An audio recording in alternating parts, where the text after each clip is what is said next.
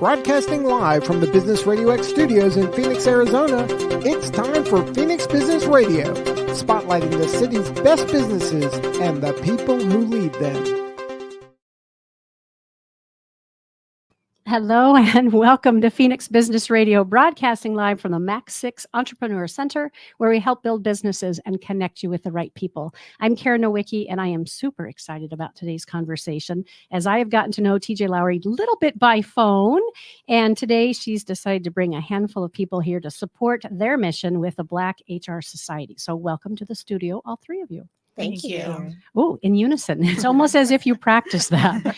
And I was giggling and laughing before I, had to find the right camera because it is so warm in the studio today. I had to open up the door, but maybe it's just me. So I am very excited about today's conversation, and I would love for each of you to introduce yourself, if you would please, and the role that you play for the Black HR Society. And then we'll swing back around and give either TJ or all of you an opportunity to really talk about who you are, what you're doing, and why this mission is so important for you. So, Brittany, I'm looking at you first, since you're to my left. Do you mind getting started for us? No problem at all. My name is Brittany Sudana, and I am the Vice President of Administration and Finance for the Black HR Society. My name is TJ Lowry. I am the President of the Black HR Society. I'm Shatima Gresham. I'm the Vice President of Membership and Professional Development for the Black HR Society. And CEO of Procure Talent Management Group. Cannot forget that. Right. Love it. So tell us, who is the Black HR Society? And really, we've got up to an hour for our conversation today, so don't be shy. So the Black HR Society was created as a safe space for Black HR professionals here in Phoenix. With the city being one of the largest cities, the Black community is pretty spread about. It's very difficult for us to find culture here. And a lot of people often say, there is no culture here. There is no Black people here. We're here. You have to go out. You have to be intentional about finding them. When we created the Black HR Society, when you get in a space like HR, you tend to be solo. You're on an island. You're privy to certain things in the organization. And so there really aren't those close peers to share certain things with. And so here in this space, we share best practices. We share some of our challenges being Black in the workspace, and also just our skills and abilities amongst each other. Our network, we share that with each other as well here. And so our goal is to build the HR professional here, give them that skill set they need to grow, and also get the equitable work they deserve. Fantastic intro. What did she leave out? Anything else that you want to tag along with what TJ just shared? No, I think that, sums it up as far as our mission, and specifically just creating that safe space within human resources. Human resources encompasses a lot of different professions.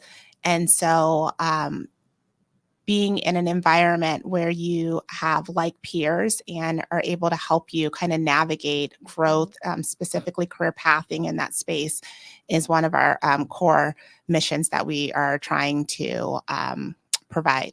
Mm-hmm. Anything else to add, Brittany? No, I think that pretty much sums it up.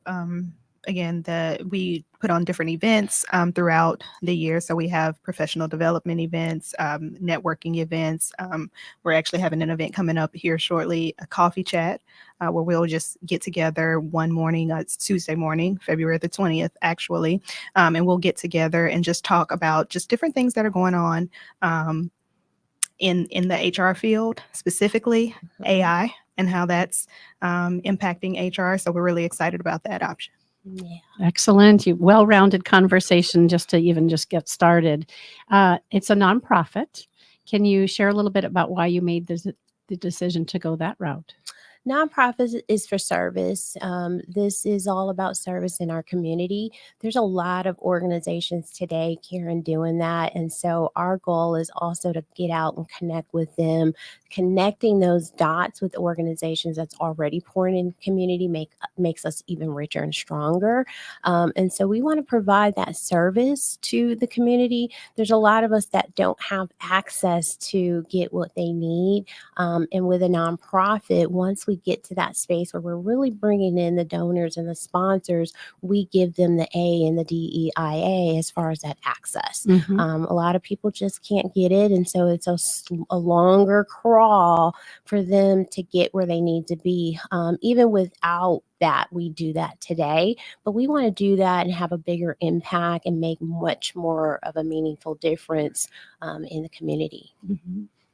One of the things you and I had talked about when we spoke by phone after being at a Culture Crush event, I know Brittany and TJ and I had a chance to meet there. I think it was November. I mean, you and I got to see each other again in January, but was it back in November, Brittany? I think, it was actually in July. Oh, was it? was It July. It was. was in July. Yes, because we were at, let's see, Arizona Wilderness Mhm. in the big, The where the brewery. brewery itself. Yeah, Yes, I love yeah. it. So one of the things that I remember asking is, are there other organizations, either for profit or nonprofit, that are doing similar work? I remember you saying the answer is yes, and how well you work in tandem with these other organizations. So can you speak a little bit about that as well? Like who is out there doing something similar, and why does it make sense to just lock arms and do this together? So there's a couple organizations that I'm very familiar with. One in AAAHR, and they are across the country. We started a chapter here of NAAHR AZ. It was a little bit difficult. They had a huge brand, Karen, but just trying to get the word out and the work was a little bit different. And so the Black HR Society rebranded the organization. We had the control internally. We were able to brand about more. So really what they've done is laid and paved the way. Now, again, they're in multiple states, Atlanta, Chicago. So they're a very known brand. The Black in HR, they are one of our partners. When I started this organization, I immediately called Prathan and said, let's talk about what you've done, what is successful, what would be your advice if you could start over. He gave me some great advice. Their product is for profit, but they're also very online centric, where we have the ability to be in person. And so he wanted to tap into that for his community that is in our area. And so they can become members of Black HR Society. The Black in HR members become Black HR Society's members through our partnership. And so they are provided access and discounts to our events. But there's other organizations that aren't doing exactly this work, and it makes sense. The young professionals, I consider myself a honorary member of that organization. I've technically aged out. They're part of the Urban League, but they do some wonderful events in the community. And anytime I can be a part of that, whether it's supporting the event, speaking to some of their members, they've done some wonderful things. And so it makes sense for us to leverage those partnerships. Mhm. How did the three of you get to do this collectively together? Like, how long have you known each other, and how did this come to be as a, I'll call it a partnership, for lack of a better word? That's a funny story because I just met TJ and Brittany last year. So I joined the Black HR Society in December of 2022. And it was because I was on LinkedIn and Brittany was socializing like posts of different networking events and activities. And so I was never able to go to any of the events, but I kept seeing her postings and things like that. And so when I started my business, I was looking for an opportunity to just kind of give back and be a little more community focused as part of just the offerings. And I wanted to, after being in HR for 20 plus years, I wanted to, give back to us first. So I wanted to strategically target, underserved, networked individuals first with just some of my talents and my expertise. And so as I kept seeing the LinkedIn posts coming through, I think I pinged Brittany, and like right in the end of December, they were looking for board members. And I'm like, well, why not? So I submitted my information and joined the board. join the board. I love it. Yeah, connections are very interesting story for me as well. So how I met Shatima originally, I moved out to the Phoenix area and back in the end of Oh, I 2020. forgot about that. Yeah. And so I met Shatima and connected with her on LinkedIn because she had put me in connection for a job. So I was interviewing with her. Oh. Yeah. Didn't even know her. I was interviewing with her. And so that's how we got connected. And I got connected with TJ because of the Urban League, Greater Phoenix Urban League Young Professionals. I was a member there. And just looking for community. That was something that I was really, really lacking coming from other places, coming from the South. It's very different here in Phoenix, especially when you talk about community put into the pandemic. Right. So, the timing for you. yeah, it was horrible. And so I was ready to pack up and head home. And probably a month before, I had one of my connections with Urban League mentioned that Black HR Society was kicking off their first event. And it was going to be a hybrid event. And so I was able to attend virtually. And right after, they were saying that they were looking for board members because it was a new start to that organization. And so I jumped right in, and I've been a part ever since. And so that was the beginning of 2022. Mm-hmm. And so I love those stories.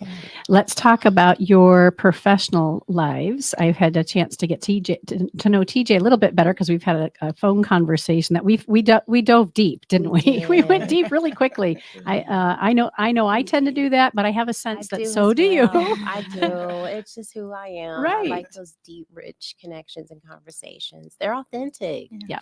And I think that's what makes the three of you so great for this role, right? People are drawn to you, even just the way Shatima described how she just was drawn to you through LinkedIn. And thank goodness for professional places like that when we are feeling isolated or we have to be isolated, like given our days during COVID. So I would love to hear a little bit about each of you. Did you all grow up thinking that someday you'd be on Business Radio X talking about the HR Society, Black HR Society? And I'm say that jokingly, of course. Did you see yourself as a young girl and even a young woman doing the kind of work that you're doing today? How did you land here? So any one of you can start for us. I don't know if anyone, well, you'll find that most HR people fall into HR of some sort. I think now it's a little more common to go to, the universities or colleges for HR courses. But if you are of a certain age, that was not available. Yeah. So you did not, sign up to take an HR course. And definitely there was no degrees in it. You just kind of learned by whatever company that you were working for, and someone mentored you in, or you learned by trial and fire of human resources. So and you've said you've been at it for, did you say 20 years? I've been doing HR for about 20 plus You were years. 7 when you started. Yes, sure. And I love because so we're at the Max 6 Entrepreneur Center, and when you came in, we have the little sitting area just outside of Manpower, and you said, "Oh my goodness, those are some of your roots." Yes, good memories with Manpower. A shout out to Frank Armandaris, who I'm sure his title's escalated now, but he was the regional VP for their Phoenix office. So spent a lot of time in staffing, worked for Aerotech as well. But I started off in healthcare. So I started off at St. Joe's Hospital when it was Catholic Healthcare West and not Dignity, and then moved to Gilbert and opened up Mercy Gilbert facility in staffing. And then from there, I moved to the private sector. Very good. Yeah. And wow, that's an impressive Vita. Very good. What do you love most about the work that you do? And then what do you find is the most challenging? Maybe not from your perspective as a professional, but in just the work that you collectively do on behalf of companies. So what do you love most about it? And then what's one of the greatest challenges that you see folks experiencing? Yeah. So for me, the reason why I've stayed in human resources is because it is a position of service. It doesn't matter what unit you are working in, you are providing service to employees, external, applicants. And so I enjoy the position of service. To piggyback on the original question, my degree is in human biology. So I thought I was going to become a doctor. And I had an epiphany moment during COVID because I'm like, what am I doing? Like, why am I still doing this? We were getting laid off left and right. We were sitting at home. HR was, awful during that time because we didn't know how to manage, folks, who were on COVID. And I had an epiphany that even though I thought I was going to be a doctor for service, I've been doing exactly, that sole purpose I was still executing in human resources, specifically in recruitment and talent acquisition, of helping people get a job, helping people, positioning them in the positions, of their soul's desires. So making sure that the applicant was in the right position and the hiring manager was getting the best talent. So it was still moving in the same direction of service.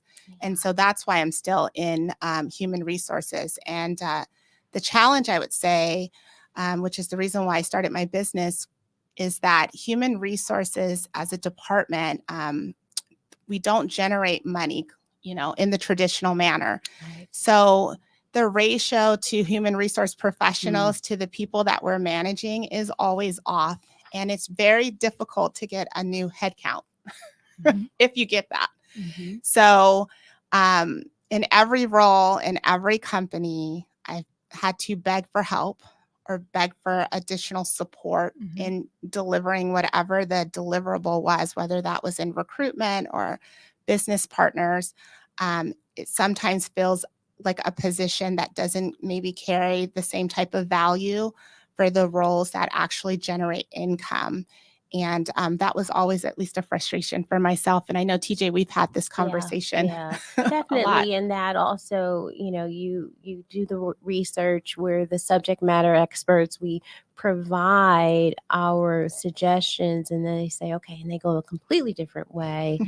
And most times we get to clean it up. We then PR the message, or we partner to, and we're fine with that. But there is that challenge of, I provided such good data and information, and it is a struggle when they don't take that. And I think one of the things we also talked about is in Shatima's space as a business owner, she can give it to them and walk away. And now if they don't take it, there's less of an attachment to it. When you're in the grind, you care about the outcome a little bit more, as opposed to she now owns her own business.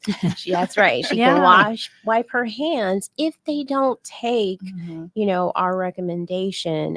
Because again, in my space, when we don't often, HR practitioners have to then clean it up. We have to then, that's another layer for us. So yeah, being solo dolo is difficult. I just saw a new SHRM study that said the new data provided by ADP Research says that there should be 2.2 HR practitioners, 2.2 to 4.7 for every 100. And it's likely 1 for 100. I'm guessing? 0.35, 0.75. Yeah. In most cases. That's tough. So my mind is going in a bunch of different directions, and I want to make sure that I have a chance to have each of you share about your professional journey as well. But before we leave this topic, so given that I've owned the studio for almost 7 years now, and we've had just every industry, every vertical, from the small business or the solopreneur to large enterprise come through these doors, we have a lot of rich, very candid conversations about corporations and how they're run. And so while we're talking about some of the sticking points around HR and some of the challenges, I will say that when we have project managers come in here, they say the same thing. When we have somebody representing IT and the IT departments, they're saying the same thing. Or for training and development, they're saying the same thing. So I share that because I think it's important for our C-level executives who are listening, or even mid to upper tier managers, when we can all be singing from the same sheet of music, and we value the voices of those professionals and those expertise in those areas, and do it with respect. Then we can really achieve our goals a lot quicker and a lot more harmoniously. So I just want to put that out there, because I do hear some of the challenges from folks representing different departments, oftentimes like, hey, we feel like we're working in a silo, or we feel like we're doing this by ourselves, and we've got incredible value to add. and yet oftentimes it's our budget that's getting cut before everybody else's. So Well, Yeah. Karen, Yeah. I just want to add, I thank you for saying that, because I know a lot of places, a lot of times it's tough to say what we said. It's tough to say that's our challenge without then being looked at, or what's the backlash from us. But for them to have to hear you say it's a consistent messaging, it validates that for us. It makes us feel like, thank you, Mhm. because again, sometimes you just have to sit in it and deal with it, but we care about the outcome, and that's why it becomes so frustrating. So I agree, if they hear us, maybe they'll take that insight and do something that'll work better for the good. Yeah. So thank you for saying Yeah. that. So, Shatima, I want to go back to you again before we have these other gals share a little bit about their journey, because your role as you became a business owner for yourself, obviously we've kind of highlighted why you might do that, right? So, are you an outsourced HR support? That's how would you define your business, and who is a great client for you? Sure. So, Procure Talent Management Group is an HR consulting firm. So, we specialize in talent management. And so, what that is the art of how you attract, hire, retain, and develop your employees. So, that is our sweet spot.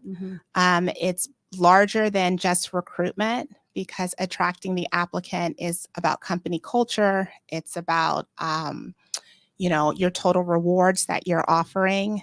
Hiring is obviously the recruitment pieces. Retention is a combination of all of that, but there are some best practices in retaining them now that you have them. And then obviously development is training. So that is our sweet spot. We also support short and long-term projects, so initiatives. So pulling from just my experience of, we got a new ATS system or HRS system, and we're already short-staffed in human resources. So I would ask for help, and I couldn't hire a new person, but they would give me a contractor for 6 months. Or we were doing end-of-the-year audits, and I'm like, well, we're kind of short-staffed already. We're recruiting, we're doing all this. Well, how long do you need it support? Do you need them for 90 days? Do you need them for 6 months? And so I was always able to get a contractor. I was always able to get temporary support. Hardly never got the full head count, but I got the temporary support. So the core of it is those short and long-term projects. It's usually a lot of the busy work. And so we partner with organizations to kind of take those tasks off of them and be, whether that's on-site support or virtual support in any of those other areas, whether it's project managing because they got a new system, auditing in preparation for any upcoming events that they may have, or simple just traditional consulting of going in and reviewing different processes, whether that's, performance management, recruitment services, and things like that. Is there a specific industry that you serve, or a certain size of a business? Is there a sweet spot? No, HR is pretty the same. Whether you're a company of 2, you're going to have some HR things that need to be put in place, or a company of 1,000. So we are located here in Arizona, but I have national contracts. I have contracts in New York and California. Most of the HR function you can do virtual. COVID showed us that. Yeah. Right. So no real sweet spot. I do have a personal sweet spot for small businesses. So for companies that maybe can't afford a TJ to run their department, I do like those, because you're really kind of building from the ground up for them. So that kind of speaks to my ego and my heart in that space, where some of the larger companies, it's a harder tug, even for a contractor. I don't know why they put more value on my opinion than their VP or their director, but sometimes they do. They do. Yeah. Relation. What's that? The TJ? relation. Yes, absolutely. So either of you can jump in there. So I just, again, to kind of reset the question that I had shared originally. Tell us a little bit about your professional journey. Okay. And then what is that you love most about what you're doing, and industry wide, or even just you from the vantage points that you have, what do you see as some of the biggest challenges if it's different than what the gals have already spoken to? Okay. So for my career journey, it's the same. I wound up in HR. I graduated with a degree in broadcast journalism. So thought that I would eventually be on the news or radio of some sort. And I graduated during the recession. So yeah, I have all of the great things happening to me: recession, COVID, all of it. So I pivoted at that point, and I ended up in a sales role, more of a sales role. Some things happened. It just wasn't what I wanted to do, but it was more of a sales recruiting type of role. And so back in 2017, I decided to pivot again into recruiting within HR. And so that's how I started in recruiting for HR. So I'm responsible for a recruiting team. I'm currently manager of a recruiting team for a charter school network. I really love my position within HR. I really like what I like most about the recruiting aspect is just being able to really meet new people and be able to help them. I think so. I would say probably the service part as well, like Shatima mentioned and TJ mentioned as well. I found that job seekers, I just know from the candidate side of being a job seeker, how tough and challenging it is. So I really enjoy being able to connect with folks and have that conversation with them. That is usually the answer that I will give to employers when I'm seeking a job and looking for a job. Personally, I would say to individuals that ask, why do you like working in HR? I like it because people always hear HR and they say, oh, well, HR is for the company. It's not for you. It's not for the employee. Mhm.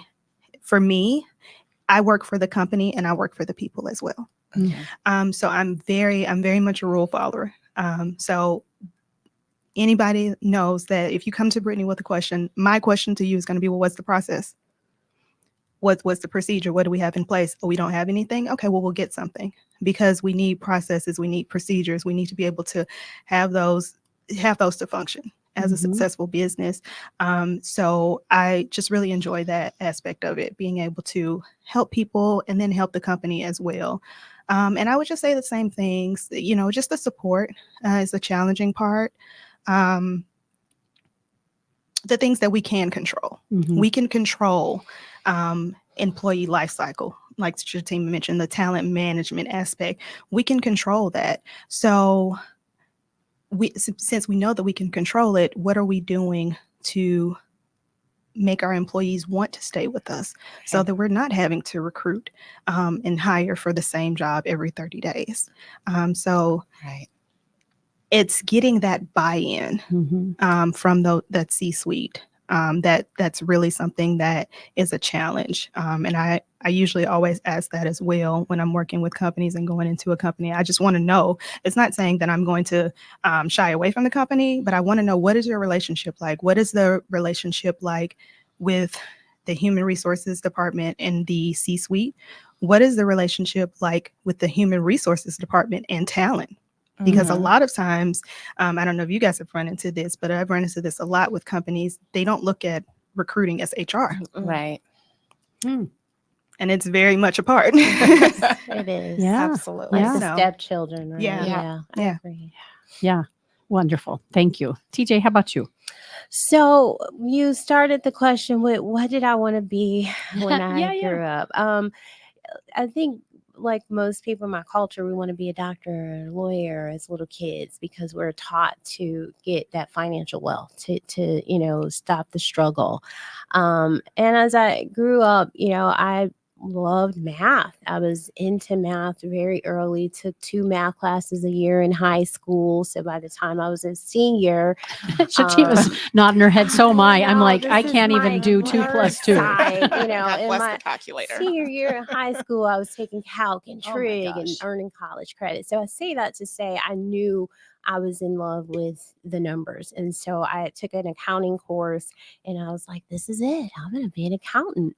And I would get all the, closing procedures right in the class in high school. And I would get an A, and the teacher would write my name on the board. And I'm like, don't embarrass me. But I didn't care. I loved accounting. And so I took accounting as my career early on, really just enjoyed that. And I started working for a company in Wisconsin. We went through a rough time during the recession. And so we lost 2/3 of our workforce. We went from 75 to 25. And so I started taking on the HR. I became somehow the HR lady, but I was also the accountant. I was their full-time accountant. But I was also taking on HR and I loved it. And they would go say, go see the HR lady. And I was like, I'm the HR. Okay. And it was just little bits of the new hire, the benefits. And so that company ended up closing, going out of business. And I got a sign from God. It was my time to leave. I didn't want to start over looking for a job at home, and I didn't want to be there anymore. And so I came here and I had a fork in the road. Like, do I go accounting, which is where my experience was, or do I do HR? And so I chose HR because I had a little PTSD, going through a company that went through bankruptcy and just the trials of trying to keep the business open. I wanted to explore HR. And so I worked for a home healthcare company here, 2,000 employees, 10 states. So it really gave me a huge and a big diverse entry into HR. Eventually I became the benefits specialist, which was unique. I really only owned one specialty. Most HR practitioners will not. They don't like benefits. It's just, it's not fun until you see the ladies in the room going, what? Go ask the benefits people. But it really gave me a unique skill set, but also tapped into my analytical side. There was a lot of analytics and benefits, especially when you're across 10 states trying to craft benefit plans to accommodate the staff. So that's how I got into HR. I love the company I was with, but my stepmom at the time was working in accounting over at the aquarium. And she said, you need to come over here. This is beautiful. And I said, I'm not looking for a job. I love the company I'm at. And all of a sudden things changed overnight. And I mean, in terms of our department, and I think it was a sign. And so I called her back and said, put my resume in. And so before you knew it, I became the HR manager there, learned a lot. My current manager, he's the president of the aquarium, he committed to mentoring me from a manager into the role I am today, because I came in asking for more. I said, you want all this, I think I should be paid X. I had been coached and mentored to really own my skills. And so he said, I can't give you that, but I can commit to you, this path. And he did that. I was the manager, and 7 months later, I was the director. And now I am the vice president of human resources for the destination. And we oversee 9 attractions, or 7 attractions, 2 retail stores, and we're a growing business. So that's my HR journey. I love what I do. Again, it is a service to the people. When I came in, I said I want to be a valued partner to the business. And I find myself doing that. I partner with the directors. I partner with the executives, whether it's let's look at whether there's a return to add 2 people to your department, or if you're going to get told, get out of here, you're being ridiculous. I kind of work with them, looking at stuff like that, so we can really try and build a case. And sometimes it is rough because they're going to say no. And that this is something we need to keep the culture healthy. Healthy cultures for me is important. I like to ask people, what keeps you there? For those employees that's been there, for a long time, like the company in Wisconsin, I was there for 10 years and I had the least amount of tenure. There was 15, 20. And so what keeps people there? And the common answer I hear, Karen, is they take care of me. It's not the ping pong table in the break room? No. It's not. It's not the pizza, they take care of me. And what I also learned, just this week is that's different to different people, right? What the definition of taking care of me means. That's Okay, right. very important distinction. That's right. We can't make an assumption about No. it's better pay, it's time off, it's hybrid. We can't assume, can we? No. And I learned that through a discussion with my president. I said, we really want to look at the culture and make this a great place to work. And people like to be taken care of. And we kind of deep dived into that. And I walked away saying, it's interesting. His take on what taking care of you versus mine. And I think it would be different versus a frontline team member as well. So yeah, absolutely. Yeah. Absolutely. Because you may have someone who, benefits, they took a pay cut, because I can tell you as an entrepreneur, paying out of pocket for benefits is like death. Yeah. So they come in and having those competitive benefits, or, they may have a sick family member. And so, and I'm sure you see this, Brittany, when you're recruiting, those individuals, before you hang up, they're like, hey, when does the benefits start? Yep. What are the benefits you provide? Because there's something that they need, where compensation may not be that driver, as well as the benefit offerings that they're, That's looking for. I have a benefit cheat sheet because so many candidates, that's important to them. And, you don't want to give them a benefits guide that has, 30 pages. Here's an overall cheat sheet because that's important to people, but it's different, different people. It is. It's different for different people, especially with me now with recruiting for charter school network. It's the school system, right? So majority of the time, it's not going to be the pay. It's not the pay that's going to keep people there. It's me talking to them, finding out, my question is always to people, what is it? My question to myself that I always ask people, well, what's in it for me? What's my why? What do I need? And so that it can be different for everyone. It's whether it's passion, whether it's a stepping stone. But we definitely, the culture, I would say something that's very important that a lot of people sleep on. Yeah. It's interesting as each of you are sharing, these little snippets or vignettes are passing through my mind, and I don't know that they're real or not, but I had this image, I think, Shatima, when you mentioned it, of a parent or a guardian who has maybe a special needs child, and there's going to be, the IEP meetings or doctor appointments and that sort of thing. That why and culture fit is very different from the guy or the gal that loves to travel and can't wait to have some of that bulk, paid time off, or that time off, or whatever it is. And so it's really varied. Yeah. Even the person who is looking for career pathing, right? So Brittany alluded to that. Yeah, they're coming in and they want to know, hey, how do I, I don't mind coming in here, but how do I get here? What does that look like? Or tuition reimbursement, or, just even sometimes I know with some of my clients, I talk to applicants, they want to be attached to the company. So it's the brand to get on their resume that they work for the Odyssey Aquarium or, Manpower, Apple. That means something in their career pathing as well. So understanding that why, I know when I was a recruiter, that's what I would sell.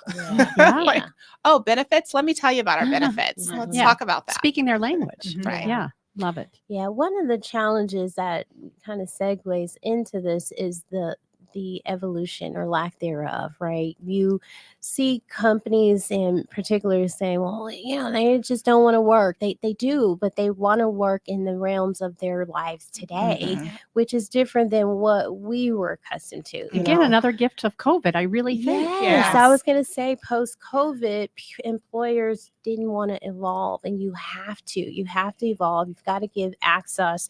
Even with DEI roles, I'm seeing it as a checkbox and not really doing the measurables and really doing the work, because that means finding out what people need, finding out what makes it easier for them to come to work and be successful within reason for us as an employer, right? Because sometimes it's a flex schedule. Sometimes it's, a hybrid day or whatever it is, and it may be simple enough, but we are stuck in, that's not what I did. That's not how it was. And you got to evolve. You got to evolve and meet people where they are, so that you can keep them, so they can stay happy in their workspaces. Yeah, that's something that is one of the challenges right now, as far as a lot of companies are wanting people back in the office. And a lot of employees are like, no, No, I'm not doing it. it's a huge fight. It's a fight. Mhm. So Talk about the I was going to say lunch, but coffee. Talk about the coffee. It's again February. February the 20th. Okay, Tuesday, February the 20th. Yeah, and where is it, and who's invited, and how do they find out more and get registered? What's the 411? So the event is at Fleet Coffee. I believe it's downtown area. Yeah, So off of central. Third Street. Okay, so Mhm. centrally located. We do have an Eventbrite information where they can go in and register.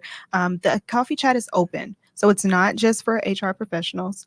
We definitely want to, if people are coming that are in another industry, feel free to come, just chat. It's just a time to just network, talk about best practices, and things that are going on in the business realm overall. Mhm. Of course, like I said earlier, we will be talking about AI and how it's impacting and affecting HR, and any changes that are coming. We'll be discussing that, but there'll be other topics as well. It's just more of a casual environment, but the Eventbrite information is on our LinkedIn as well as our Instagram and Facebook pages. So if anyone is on LinkedIn that wants to find us, we're at the Black HR Society. And then on Instagram, it's at Black HR Society. And then Facebook, the Black HR Society. So Nice job, we're Brittany. all over. Yeah, that's it. Nice That's job. important. We need to have all that. All of that. And is this the first coffee, and you plan to do them again? So it was an evolution moment for me, right? I am a little on the older side, even though I read young. Did you say you read young? I like do. that. I'm going to start using Me that too. because Because they always want to card me, and I love it. I'm like, they're not carding me. Me too. But I love that. I read. I'm going to borrow that, and I'll give you credit. So sorry to swoop that away from you. It's fine. So I last year when the board came with this idea, I said, are people going to do that? Like, are we going to, because it's at 9 a.m. if I'm not mistaken, Yeah. 9 to 11. And so essentially you kind of start your day with a coffee chat with us. And I said, all right, we can really do that. It was a phenomenal event. We had a great turnout. The weather was phenomenal. We all got coffee and sat outside, and the group was just really engaged. We sat and talked about a number of topics. And so like you, kind of thinking more like a fireside chat where you hit it on the head or opening us up. You have that good cup of coffee and chat and have that rich conversation, walking away feeling good about it. And then you go into the work day. Get a little dismantled, and then look for the next coffee date. Right. Yes. It's a nice breakup in the day It too. When is. you've been, like you said, I get up, make my coffee, sit there at 7, start going through those emails. So having that break and being able to network with like-minded individuals and we had it, and it organically kind of came together. Like we all got our coffee and we were like in different seats, and the next, we were all together, and there was multiple conversations happening at the same time. So it was a good event. Oh, so brilliant. And get on Eventbrite. And then is there, you did say there is a website as well. Is it the Black HR Society? No, it's through a Google domain. So Okay. I would the easiest way to find us, I would say, go to our LinkedIn page. Perfect. And you can find all of our information there. Good. Yeah. I appreciate the clarification. I know you all are incredibly busy, right? Because you're doing this as volunteers, in addition to managing your careers. And TJ, you didn't even mention that you're a veteran. I am a veteran. Yeah, share a little bit about that journey. So I came from, humble beginnings, and I was a student, a strong student. I mentioned that earlier. And I just remember my mom saying, I'm not going to be able to send you to college. And I'm going, what? That was my way out. And so I remember a recruiter coming to the school, and he then met with my mom, and she signed off. I was 17. And so I went to the military. I was also a track athlete, and that military signing happened at the beginning of the school year. Track was at the end, and I could have gotten a scholarship, but I signed. Now, early on, did I regret that? I was a little sad. What if I had, maybe this but I'm very pleased about the journey, the layers that being a veteran has given me, the skills, the benefits, a slew of benefits that you learn about, especially later in life as you grow. But I'm a veteran. I spent years in the service, 12 years before I retired. I started as a small wheel mechanic, and I thought that would be cool to learn and take into my civilian life. I also did some medical supply initially in communication. So when we were in the field, I learned how to hook up these radios, and it was all back old school. So it was a little bit more not as advanced as it probably would be today, but it just gave us communication if we were in the field. So it was a great, rich experience for me. You do read young. And you're also a licensed realtor as well. I am. So when I moved here, I really had some different hopes and dreams and aspirations, but I also had to make a living. And so I had to take on a job that I really wanted to kind of do some different things independently. But the military provided a program where I could take a skill, and they would pay you for the skill while you were in the classes. I wanted to do culinary, but you had to do that Monday through Friday. I'm still a good cook. I just didn't get the culinary stuff. So I chose realty. Because I thought, I love that. I could be passionate about that. And growing up, I was taught to have more than one income. And so they paid me to go to school. They paid me when I finished school, and then they gave me the down payment during that time for that program to buy a house. So it was, again, a rich experience for me to do that. And I still do realty today. I've been a realtor since 2015. And I love it. I usually take on about 2 clients, maybe 3 a year, because I want to give them that white glove service. And most times, not always, they're people I know. Well, and I'd imagine, right, in your role with the Black HR Society, homeownership is such a big deal. Mm-hmm. And so you have an opportunity to really have that experience and that knowledge to share with people as it's their dream or their downsizing or whatever that situation is. You can be there as a co-pilot for them. Absolutely. I love it. How about Brittany and Shatima? Outside of HR life, are there hobbies or are there interests that you are passionate about?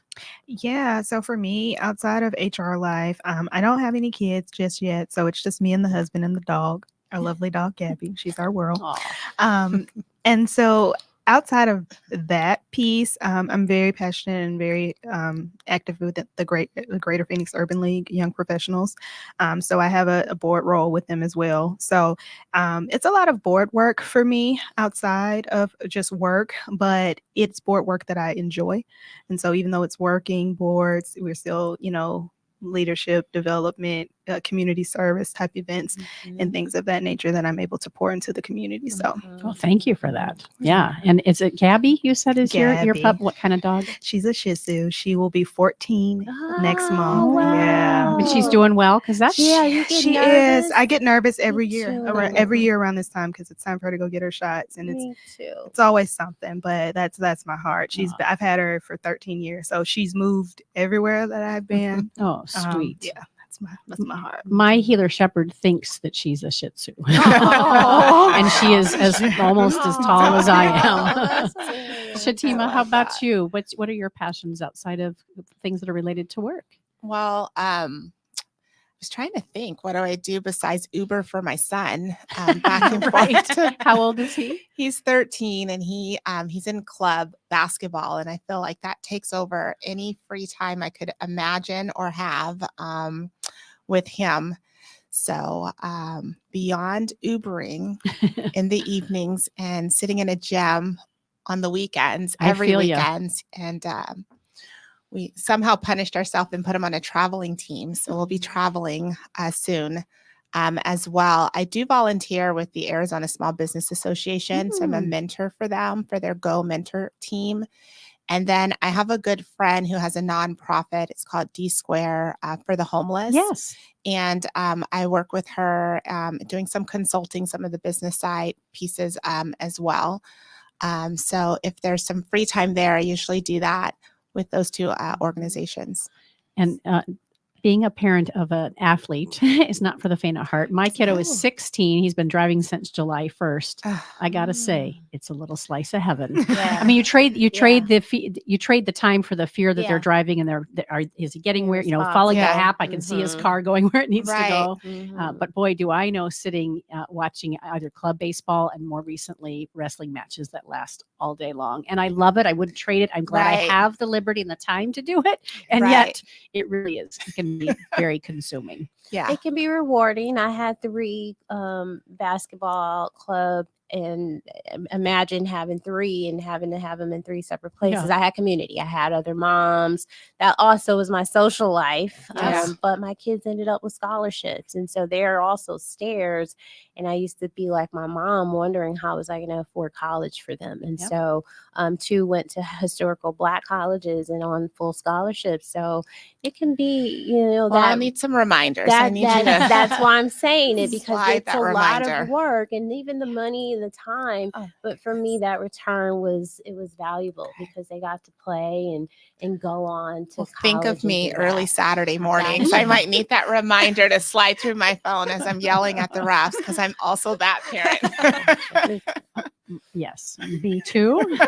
Although someone named Karen should never admit to giving anybody a hard time ever. Yeah. Gosh, when the name Karen was really kind of like every meme. Fortunately, it's starting to die down. I used to go to coffee shops and they'll say, "What's your name?" with a cup ready to go, and I'd use my middle name, Isla. But I did not want anybody to know that I was a Karen. I love it. Well, this has been just a fun and rich conversation.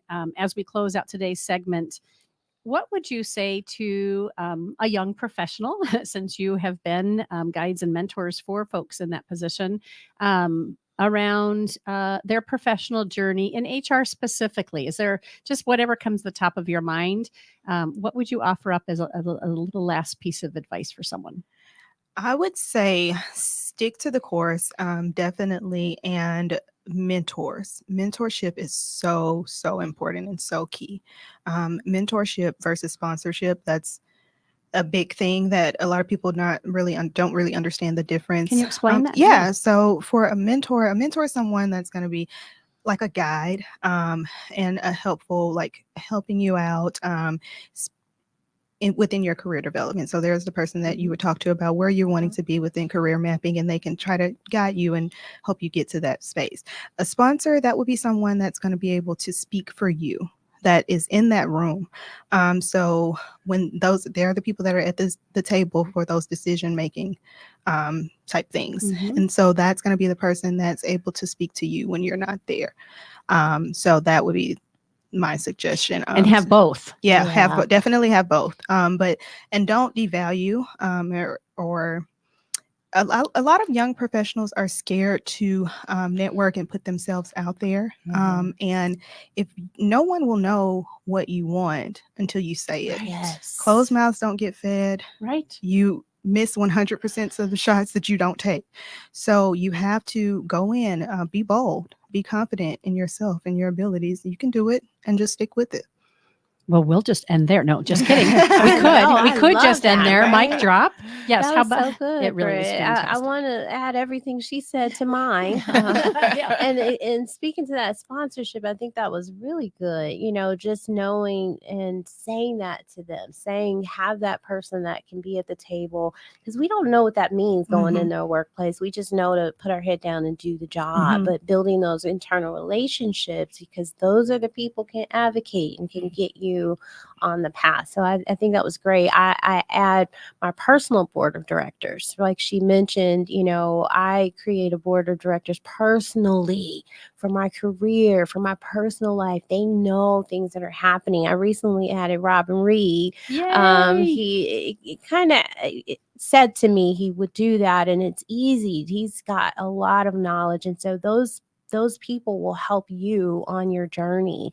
And like Britt says, stick to the course. Sometimes you get the imposter syndrome that sets in, and you start to have the doubt, but you got to remember that there is a light and you can get there. So beautiful. Before Shatima shares with us, I would like to give a shout out to Robin Reed. You and I talked, You hadn't met him yet before we talked, right? And you had a I coffee or something scheduled with him. so many having me. I met him at the first Culture Crush. Yes, We okay, all that's were right. in July. You He did was a say that. panelist. Mhm. But when we were meeting, I had a meeting scheduled with Yes. him that same week. So I've seen him since then. And as we were coming from the green room and walking towards the studio today, I had said to you, I really want to have you guys go watch STN at some Sure. point. So Robin hosts one of the segments Okay. for STN I along love with that. Monica Villalobos. I hope I pronounced her last name Mhm. correctly. And she is the president for the Hispanic Chamber. Mhm. And it's so fascinating. Robin's only been in here one time.